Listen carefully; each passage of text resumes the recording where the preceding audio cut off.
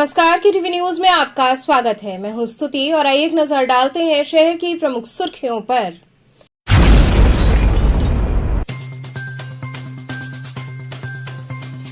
काशी में 4 दिवसीय air balloon festival व नौका रेस का हुआ आगाज।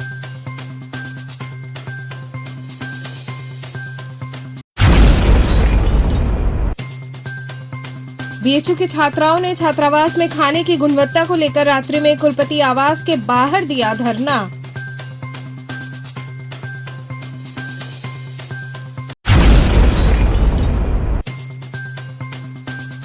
महात्मा गांधी काशी विद्यापीठ के छात्र संघ चुनाव के संदर्भ में छात्रों ने जिलाधिकारी को सौंपा ज्ञापन।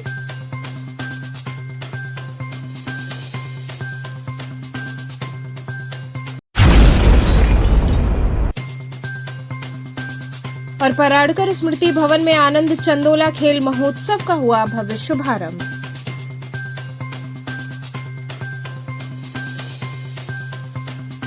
और अब खबरें विस्तार से। काशी में 4 दिवसीय एयर बलून फेस्टिवल व नौका रेस का आगाज हुआ। शिव की नगरी काशी में 4 दिवसीय एयर बलून फेस्टिवल और नौका रेस का शुभारंभ मंगलवार से हुआ। सुबह करीब 7 बजे से इस आयोजन की शुरुआत हुई। काशी में पर्यटन को बढ़ावा देने के उद्देश्य से 4 दिवसीय बलून फेस्टिवल और नौका रेस का आयोजन किया गया है। सुबह से लेकर शाम 4 दिनों तक काशी में पर्यटन की नई संभावनाओं और नाविकों के अंदर छुपी प्रतिभा को उभारने का प्रयास किया जा रहा है। काशी में शंघाई सहयोग संगठन का अधिवेशन भी हो रहा है। वहीं सुबह की पहली किरण के साथ ही काशी के आसमान में रंग बिरंगे गुब्बारे उड़ते देख लोगों का मन रोमांचित हो गया। पर्यटक 500 रुपए में 40 मिनट तक बलून की सैर कर सकेंगे। इस फेस्टिवल में एससीओ देशों के प्रतिनिधि भी शामिल हुए हैं। बलून को कुल 10 पायलट उड़ाएंगे, जिनमें UK, US, Canada, Japan, Spain और भारत के पायलट शामिल हैं। लोगों ने इस बलून फेस्टिवल में आकर अपने अनुभवों को साझा किया। वहीं मंडलायुक्त कौशल राज शर्मा ने कहा कि पर्यटन को बढ़ावा देने के उद्देश्य से इस पूरे आयोजन को किया जा रहा है। आगे प्रयास है कि इसे मासिक तौर पर किया जाए। तो इसमें अलग अलग चीज़ें हो रही हैं घाट पे। एक बनारस के ऐतिहासिक, जो बनारस का इतिहास है उसको फिर से जागरूक करा जा रहा है लोगों के बीच में, जहाँ पे हमारा फ़ोटो एग्जीबिशन भी हो रहा है। साथ ही साथ पेंटिंग चल रही है, फेस पेंटिंग वगैरह है और हमारे टी शर्ट पेंटिंग है, जहाँ पे सारे जितने भी हमारे स्कूल्स हैं और कॉलेजेस हैं बनारस में, वो सब ने पार्टिसिपेट किया है। और घाट पे आकर के आप देख सकते हैं कि चारों तरफ रंग बिरंगे तिरंगे वगैरह लगाए गए हैं, जिसमें कि जितने भी बच्चे हैं वो सबको ही आकर के यहाँ पे पार्टिसिपेट कर रहा है। तो ये बहुत अच्छा एक प्लेटफॉर्म मिला है सारे स्कूल के बच्चों को कि वो घाट पर आए और यहाँ पे जो भी फ़ोटो एग्जीबिशंस लगे, हमारे 6 एग्जीबिटर्स हैं जिन्होंने यहाँ पे फ़ोटोग्राफ्स लगाई हैं, जो कि बहुत सुंदर बनारस को दर्शाया गया है कि किस तरह से बनारस में क्या क्या चीज़ें हैं, कौन से बहुत मतलब मंदिर हैं, वो सब कुछ यहाँ पे अपने पिक्चर्स के थ्रू, फोटोग्राफ्स के थ्रू बताया गया है। Okay, Andrew, how do you fly and what do you experience about the Varanasi? No, it's an amazing place to fly. It's like this morning we took off from the school in the centre of Varanasi, and then we flew east towards the sun and over the Ganges, and that's just such an amazing sight to fly over the Ganges. How it is different from the other fly, and what is the most beautiful thing about Varanasi? It's just the river and the history that the river has for so many people, and it's just an amazing sight to see everybody and just to see life going on below you, especially on the water. So yeah, that's really quite an amazing. I mean, the Ganges is as famous, you know, it's like the Thames, probably more famous than the Thames that we have in London for so many Indians all around the world. What is the height which you maintain in between? Well, we can basically 0 feet up, and they've been asking us to stay, if we can, below 1,000 feet because the visibility is quite poor this morning, but they are still letting us fly, which is very good. Sir, आज से शुरुआत हो रहा है, कितने balloon उड़ेंगे और कहाँ से उड़ेंगे? जी, टोटल 10 बैलून उड़ेंगे और यहीं CHS ग्राउंड पे जहाँ आप खड़े हैं यहीं से उड़ेंगे। किस तरीके की तैयारियां हैं और क्या जी, 4 दिन का जो ये प्रोग्राम है, इसकी SCO डेलीगेशन के चूँकि प्रोग्राम में था, उसमें कराया जा रहा है और पर्यटन के प्रचार प्रसार हेतु। तो 4 दिन का ये प्रोग्राम है, आज पहला दिन है। तो इसको आज जैसे देख रहे हैं बैलून राइड है, इसके बाद बोट फेस्टिवल का हमारा इनाग्रेशन होगा दिन में 12 बजे, शाम को कल्चरल इवेंट है और डोमरी पे जो टीदड़ फ्लाइट है वो है। सर अगर बात करें आज कहाँ से बलून आज ये बलून देखिए, बलून तो बाहर के ही हैं, इसमें 5 यूके के हैं, एक यूएस के हैं पायलट जो हैं, कनाडा के, एक इंडिया के, एक स्पेन के, इस तरह 10 लोग हैं टोटल। तो उसके बाद ही मतलब ये टोटल 10 पायलट हैं बाहर के। एक बैलून में अगर कितनी देखिए कैपेसिटी एक 14 सीटर है, एक 7 सीटर है, कोई 2 सीटर है, 3 सीटर, ऐसे करके कुल 30 की कैपेसिटी है। वहीं नौका रेस में काशी के नाविकों ने बढ़ चढ़कर भाग लिया। नौका रेस राजेंद्र प्रसाद घाट से प्रारंभ होकर राजघाट भैंसासुर घाट तक हुई। गंगा की बीच धारा में इस अद्भुत नौका रेस को देख लोग रोमांचित हुए। आयोजकों ने बताया कि नौका रेस में प्रथम, द्वितीय, तृतीय स्थान प्राप्त करने वाले नाविकों को पुरस्कार राशि प्रदान की जाएगी। वहीं इस 4 दिवसीय आयोजन में विविध कार्यक्रम होंगे। घाटों पर 6 फोटोग्राफर्स की फोटोग्राफी प्रदर्शनी लगाई गई है, जिनमें काशी के प्रमुख स्थानों को बेहद ही सुंदर ढंग से प्रदर्शित किया गया है। वहीं पेंटिंग प्रतियोगिता भी आयोजित हुई, जिसमें शहर भर के विद्यालय के बच्चों ने प्रतिभाग किया। बच्चों ने एक से बढ़कर एक कलाकृतियां उकेरी। छात्र छात्राओं के लिए भी ये अनोखा अनुभव रहा। सर, काशी पर्यटन नगरी है। पर्यटन की अपार संभावनाओं को आज एक नया रूप देने के लिए आज कुछ विशेष कार्यक्रम के आयोजन किए गए। क्या कुछ वो कार्यक्रम थे, कितने देर तक चलेंगे और क्या उसका आगे आने वाले फ्यूचर में क्या महत्व होगा? काशी घाटों की नगरी है और घाट और गंगा का पर्यटन यहाँ का सबसे बड़ा फाउंडेशन रहा है। उसी को और ज्यादा प्रचारित करने के लिए माननीय प्रधानमंत्री जी के निर्देश में ये प्रयास किया जा रहा है। आज यहाँ बोट रेस को रवाना किया गया है, जिसमें लोकल नाविकों की लोकल टीम बनाई गई है और लोकल टीम की वजह से ही उन लोगों को आज यहाँ अलग अलग टीमों में बांट के बोट रेस का आयोजन करवाया जा रहा है। इसी तरह बलून फेस्टिवल का आयोजन किया जा रहा है, जो बलून पूरे घाटों में से उड़ते हुए शहर को एक दिशा से दूसरी दिशा में जाएंगे। ज्यादा से ज्यादा घाटों का प्रचार हो, ज्यादा से ज्यादा टूरिस्ट यहाँ अट्रैक्ट हो, ऐसा प्रयास किया जा रहा है। और अब ये जब 4 दिन के इवेंट हो जाएंगे, उसके बाद इनको अक्टूबर से लंबे टर्म के लिए भी प्रतिष्ठित करने का यहाँ पे योजना बन रही है। आने वाले 1-2 महीनों में आपको वो विकास भी देखने को मिलेगा, जब विभिन्न स्मार्ट सिटी या मीडिया के माध्यम से हम लोग इसको इंस्टीट्यूशनलाइज कराने की कोशिश करेंगे। और 6 महीने का बलून फेस्टिवल या 1-2 हफ्ते की बोट रेस उनको पूरे के पूरे वाराणसी के कैलेंडर में स्थापित कर देंगे। ये नाविकों को बढ़ावा देने के लिए, लोकल टैलेंट को खोज करने के लिए और लोकल नौका को और ज्यादा प्रसारित करने के लिए, जैसे केरल में वहाँ की नाव और वहाँ के नाविक ज्यादा से ज्यादा वहाँ पे प्रचारित हुए हैं, इसी प्रकार से यहाँ लोकल घाटों की विशेषता को भी प्रचारित करने का प्रयास किया जा रहा है।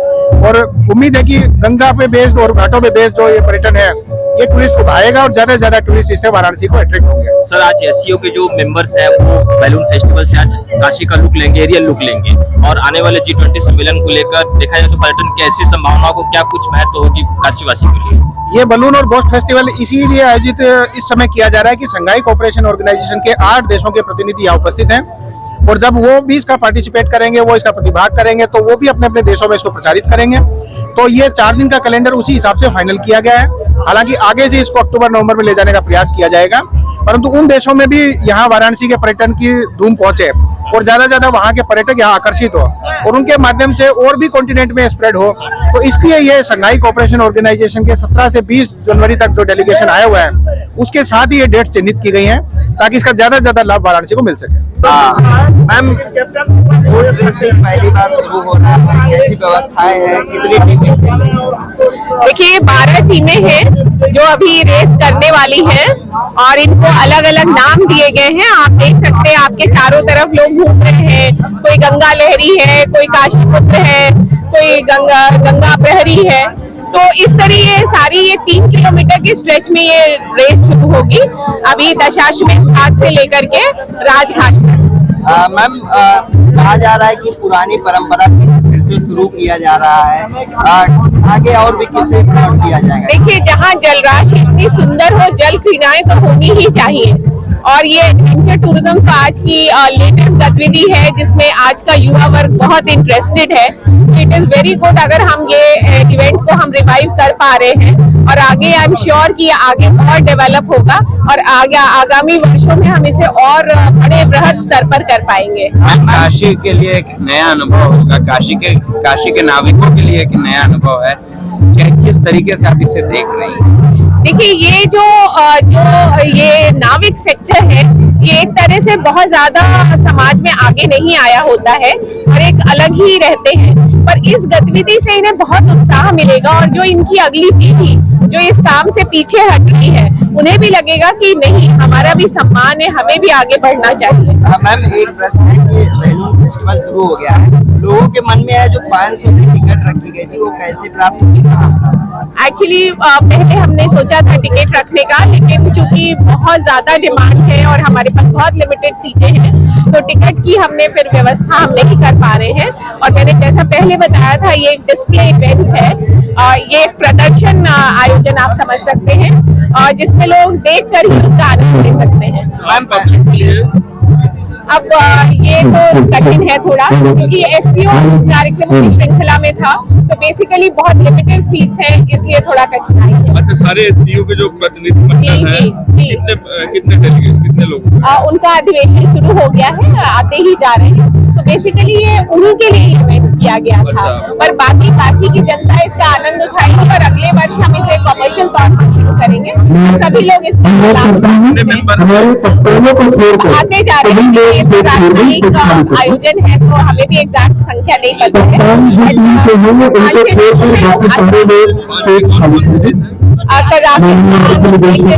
रशिया जो मेंबर आ रहे हैं डेलीगेट्स। बीएचयू की छात्राओं ने छात्रावास में खाने की गुणवत्ता को लेकर रात्रि में कुलपति आवास के बाहर धरने पर बैठ गईं। काशी हिंदू विश्वविद्यालय में उस वक्त हड़कंप मच गया जब रात्रि में छात्राएं अपने छात्रावासों से निकलकर कुलपति आवास के बाहर सड़क पर जाकर धरने पर बैठ गईं। काफी संख्या में मौजूद छात्राओं ने विश्वविद्यालय प्रशासन के खिलाफ जमकर नारेबाजी की। छात्राओं ने आरोप लगाया कि छात्रावास में खाने की गुणवत्ता बहुत ही खराब है, जिससे कई छात्राओं की तबीयत खराब हो गई है। छात्राओं का कहना था कि इसकी कई बार शिकायत हुई, लेकिन कोई सुनवाई नहीं हुई, जिससे आक्रोशित होकर छात्राएं धरना देने हेतु मजबूर हुई हैं। शोध छात्रा मैथिली वर्मा ने बताया कि लगभग 8 महीने से छात्राएं हॉस्टल में रह रही हैं और अब तक उन्हें वाईफाई की सुविधा नहीं मुहैया कराई गई है।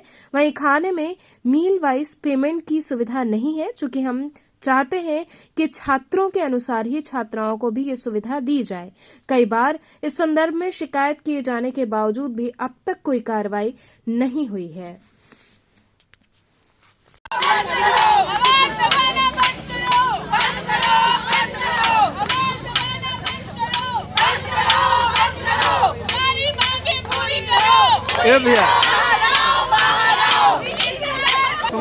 हमारी समस्या आज है, जब से हम लोग हॉस्टल में एनरोल हुए हैं, हमारे खाने की समस्या हमेशा बनी रही। हमारा मेस चेंज कर दिया गया। हम लोगों को हर बार कहा जाता है कि अब खाना अच्छा मिलेगा, अब खाना अच्छा मिलेगा, और फाइनली हम लोग को खाना कभी अच्छा नहीं मिलता है। हम लोग को सीजनल फूड नहीं मिलता है। हम लोग PhD स्कॉलर हैं, हम लोग के कॉन्फ्रेंस होते हैं, हम लोग के सेमिनार होते हैं, हम लोग फील्ड वर्क के लिए जाते हैं, हमारा वो ऑफ नहीं किया जाता, हमारे पैसे कम नहीं किए जाते हैं। और हम अगर खाने का कंप्लेन लेके जाते हैं, हमको दबाया जाता है, हमारी बात सुनी नहीं जाती है। अगर आज सुनी जाती तो आधी रात को लड़कियां सड़क पे नहीं उतरी होती।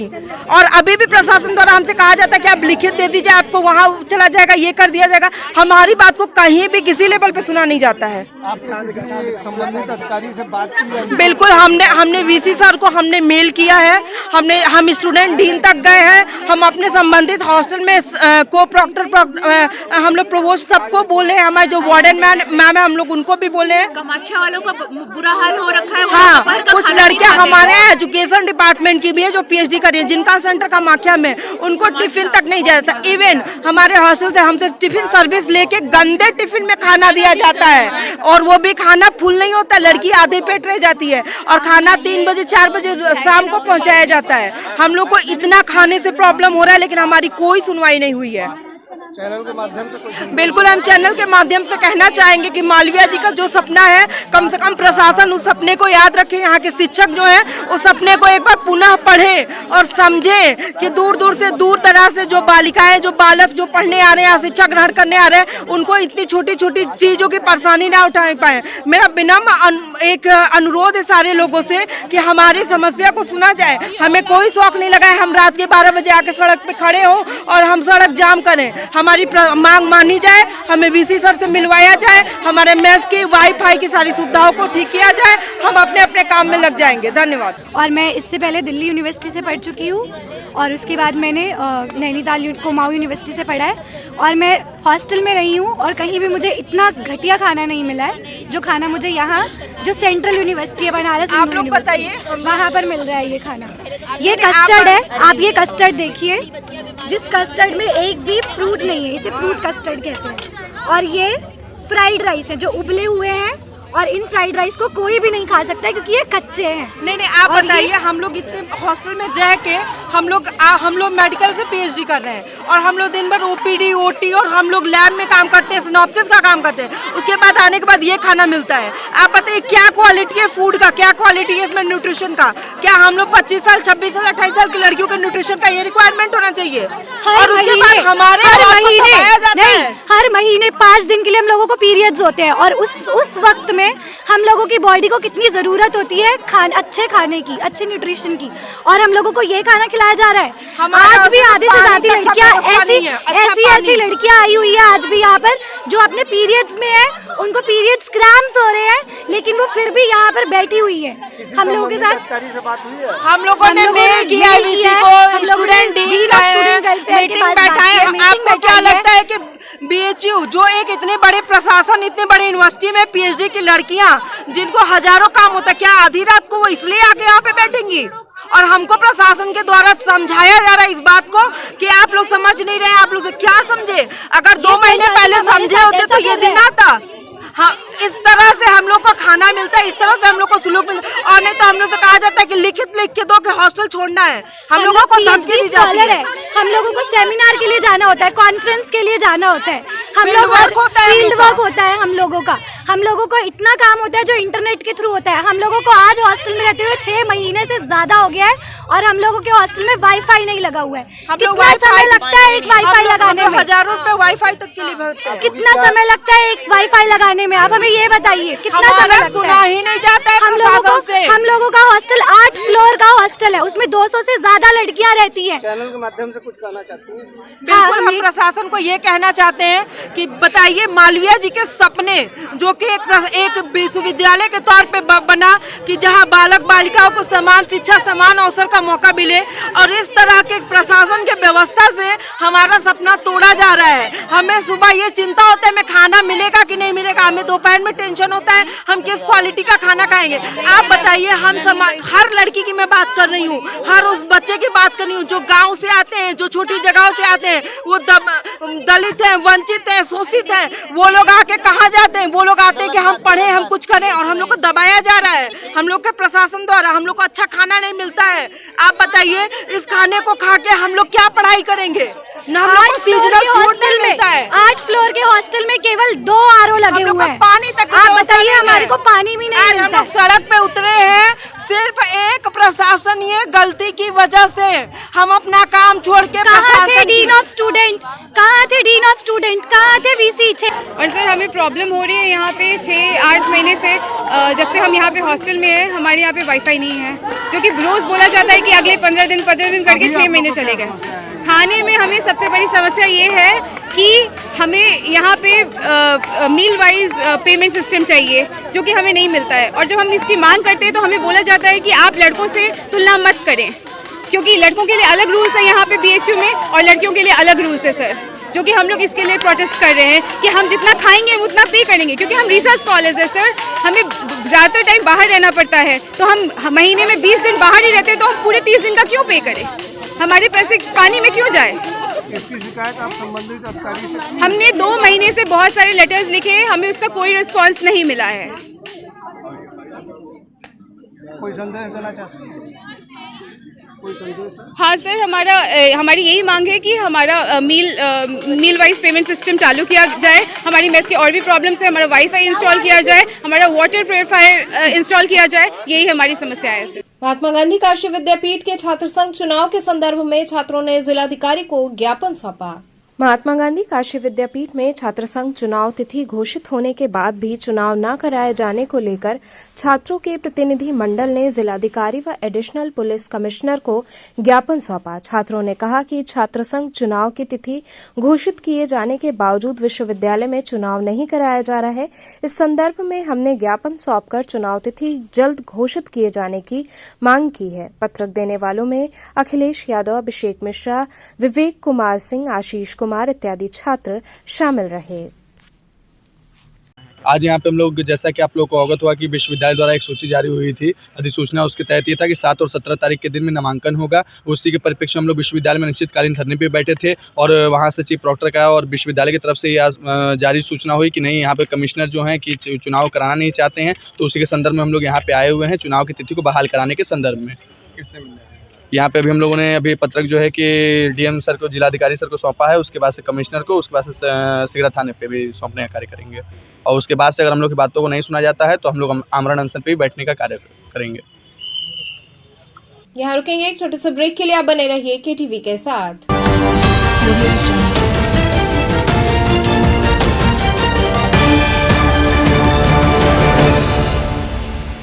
विद्यालय Senior Secondary School run by Bal Vishwavidyalaya affiliated to CBSE New Delhi and NIOS HRD Ministry New Delhi. Play Group 2 Class 12 with Science and Commerce streams.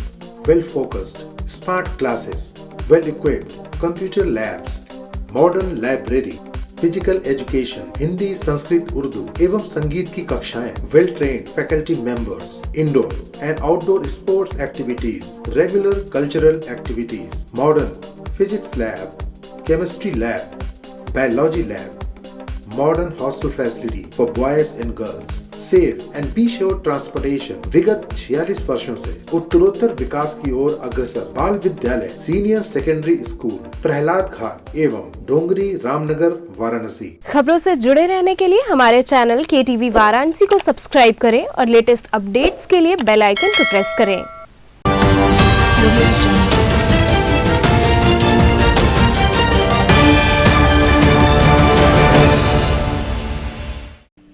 Break के बाद आपका स्वागत है। पराड़कर स्मृति भवन में आनंद चंदोला खेल महोत्सव का भव्य शुभारंभ हुआ।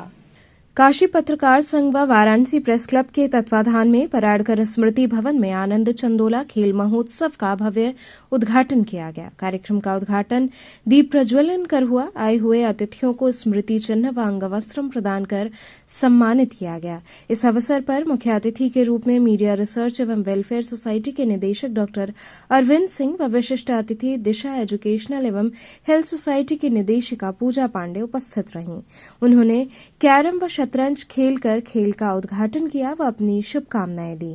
इस मौके पर सुभाष सिंह, अत्रे भारद्वाज, चंदन रूपानी, अश्विनी श्रीवास्तव, अनु श्रीवास्तव, पुरुषोत्तम चतुर्वेदी सहित बड़ी संख्या में पत्रकार बंधु उपस्थित रहे।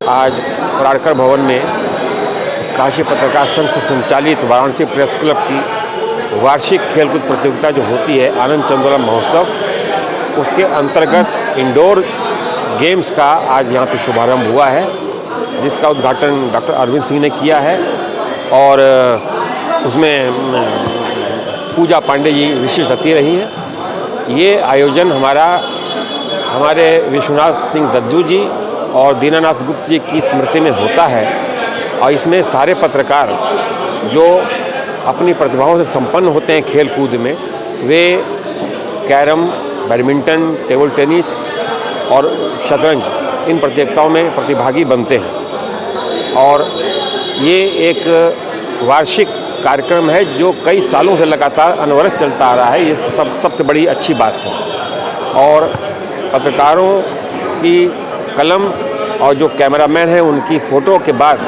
उनके अंदर जो एक खेल की प्रतिभा है उसको हम लोग इसी बहाने सार्वजनिक रूप से प्रदर्शित करते हैं और उनका एक तरह से ये विकास भी होता है, उनका मन भी बदलता है और खेल से स्वस्थ रहने की एक शक्ति भी मिलती है। इन्हीं सब चीज़ों को लेकर के हम लोगों का ये वार्षिक आयोजन होता है जो आज उसका शुभारंभ हुआ, 3 दिन तक चलेगा। इसमें जो प्रतिभागी जीतेंगे वो पुरस्कृत भी होंगे और 26 जनवरी को हमारा कार्यक्रम होता है उसमें उनको पुरस्कार दिया जाएगा। भगवान बुद्ध के जीवन पर आधारित भित्तिचित्रों के डिजिटलाइजेशन की प्रक्रिया प्रारंभ हुई।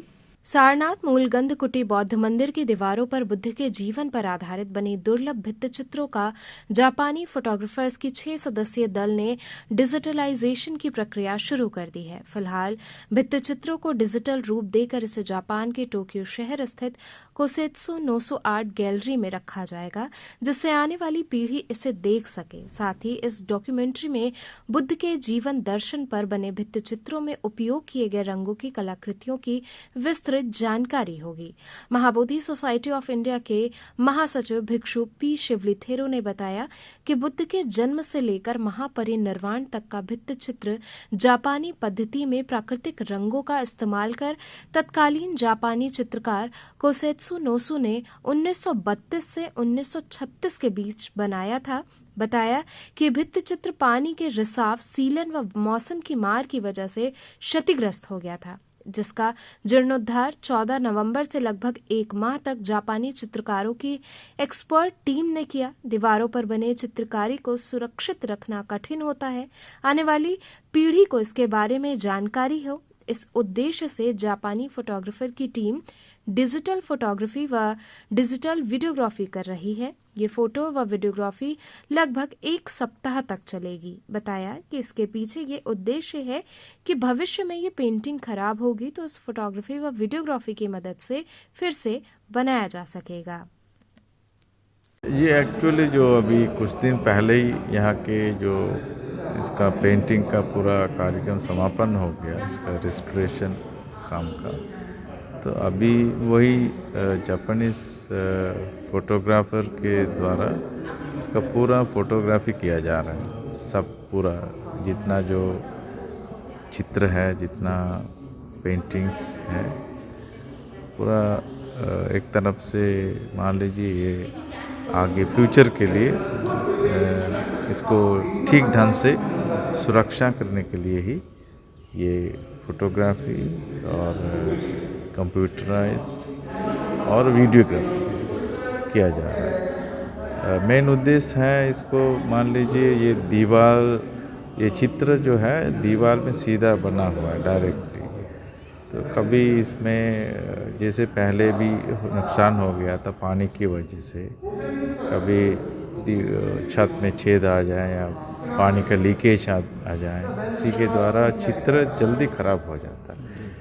तो आने वाले समय में आने वाले पीढ़ी को हो सकता है इसको ठीक से देख ना पाएँ और दोबारा इसको रेस्टोरेशन का काम जो करना पड़े, उसके लिए उनका रिकॉर्ड रहें, रिकॉर्ड ठीक ढंग से रिकॉर्ड रहें। और यही मेन उद्देश्य है। इसको डॉक्यूमेंट्री भी आगे ये लोग बनाएंगे, तो ताकि बहुत सारे लोगों को फिर से ये चित्र बुद्ध की जो जीवनी है पूरा ये ठीक से देख सकें।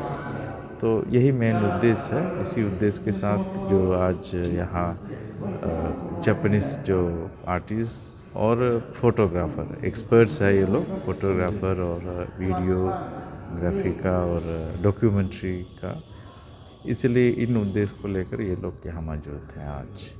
जमीन को बिल्डर से बचाने के संदर्भ में महिलाओं ने कमिश्नर से गुहार लगाई।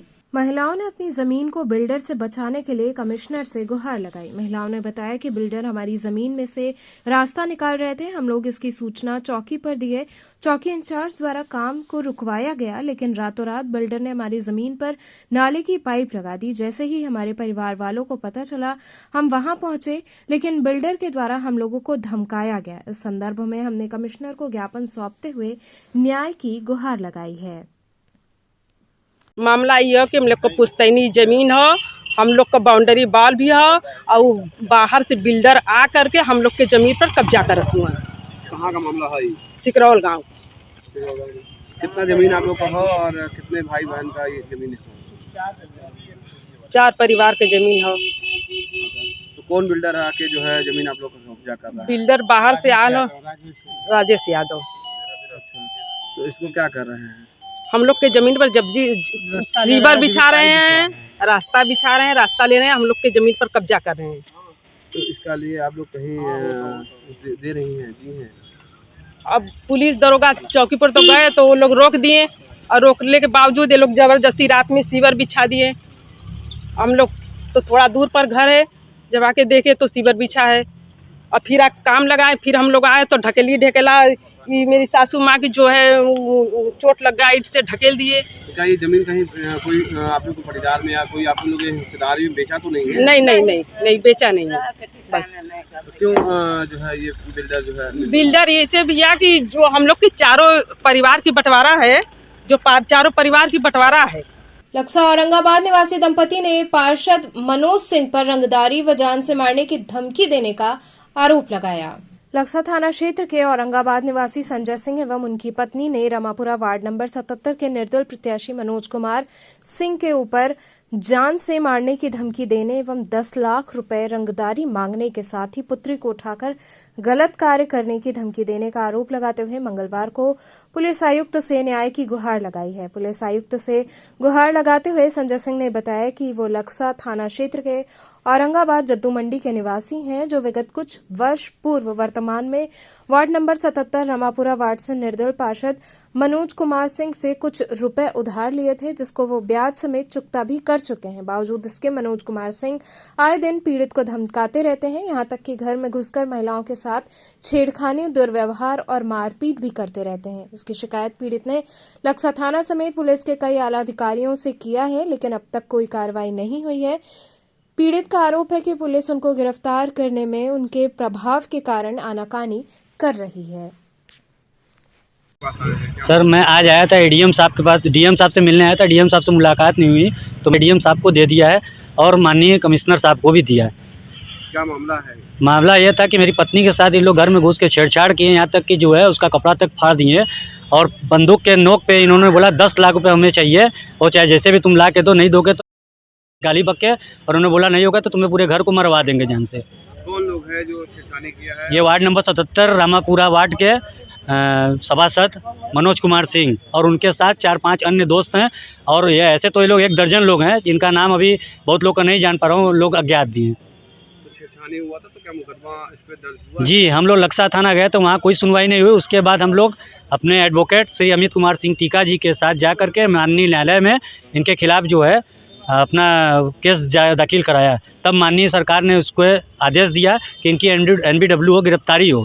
उसके गिरफ्तारी के आदेश के बाद भी यहाँ की सरकार कोई सपोर्ट नहीं कर रहा है कि हाँ उसकी गिरफ्तारी की जाए। वो सामने बाजार में घूमता है और कहवाता है कि मेरा कोई कुछ नहीं कर सकता है। ऐसा क्यों? आज आप कमिश्नर साहब से मिले तो क्या उन्होंने आश्वासन दिया? उन्होंने आश्वासन ये दिया कि ठीक है आपके जो है इसकी आपको पूरी सहायता दी जाएगी, लेकिन अभी तक हमें 2 महीना हो गया, 2.5 महीना हो गया, अभी तक कोई सहायता नहीं मिला और न आगे मिलने की उम्मीद लग रही। जब तक आप जैसे लोगों के माध्यम से मैंने ये खबर करवाया इसीलिए कि शायद हमारी कुछ मदद हो सके, हमारे बच्चों की और मेरे परिवार की जान की रक्षा करें। ये मेरी पत्नी है, इनके साथ ही छेड़छाड़ हुआ था और वो बहुत ही बदतमीजी के साथ हुआ था। 5 लोग थे, 5 रंगदारी मांग रहे थे और पैसा बंदूक लिए हुए थे, पिस्तौल।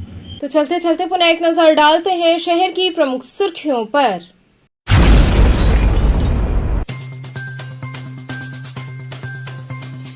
काशी में 4 दिवसीय एयर बलून फेस्टिवल व नौका रेस का हुआ आगाज।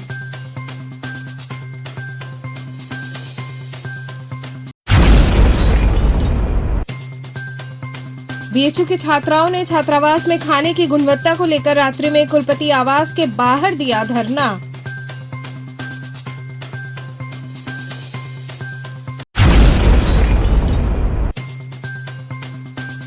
महात्मा गांधी काशी विद्यापीठ के छात्र संघ चुनाव के संदर्भ में छात्रों ने जिलाधिकारी को सौंपा ज्ञापन।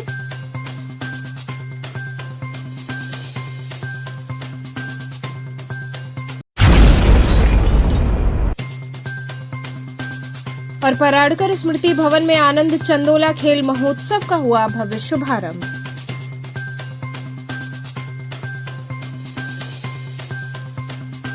तो थे आज के समाचार, कल फिर होगी मुलाकात, तब तक के लिए नमस्कार।